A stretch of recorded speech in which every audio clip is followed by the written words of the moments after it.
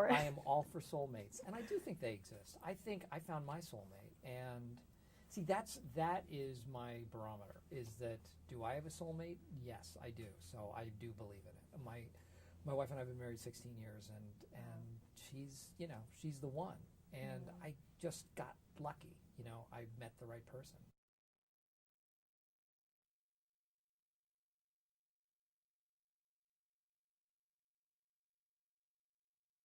It is easy to be cynical about love, and that's what I liked about this script right off the bat, is that it's not cynical about love. I think it's very, very honest and very true and very human. There's a lot of gray area in love, and there's no right or no wrong. It's just, that human experience.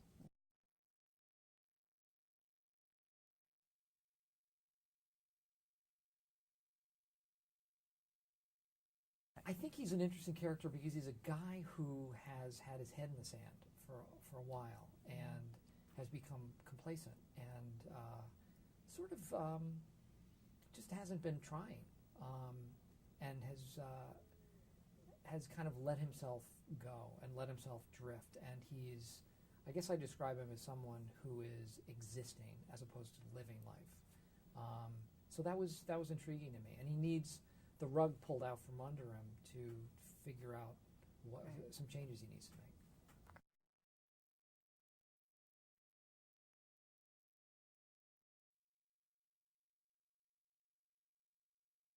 This one in particular sort of walks that line between drama and comedy, and you want it to be funny, and you want it to to have emotional moments as well, but you don't want to feel like you're manipulating anybody. And I think you can have it both ways. I think you can have something that's dramatic and serious, but still, have some humor on the other side of it and surrounding it. So I don't think people ever feel like in watching this movie that they're, we demand that you feel a certain, that we elicit a certain emotion from you. I think it's more buying into the characters and hoping that's what, that's what involves you.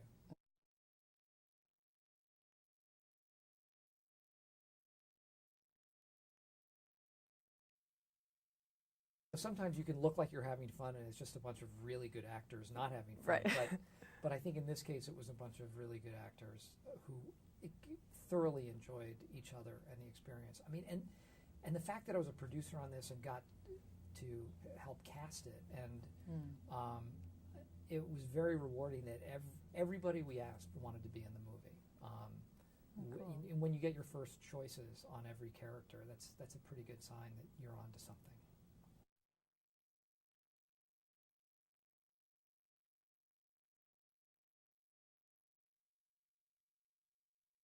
He's such a ladies' man, and his clothing is very cutting edge, and his character sort of ushers me through this makeover, and I go from baggy pleated khakis to very form-fitting suits and very nicely tailored clothes. And what's interesting, the clothes I think are sort of a metaphor to me, at least in terms of my character, that here's a guy who's let himself go and has not put any thought at all into his appearance or his clothes. And he gets all these new clothes in this makeover, and it doesn't change who he is, but it gets him to start thinking about his own self-esteem and what he's been missing in life.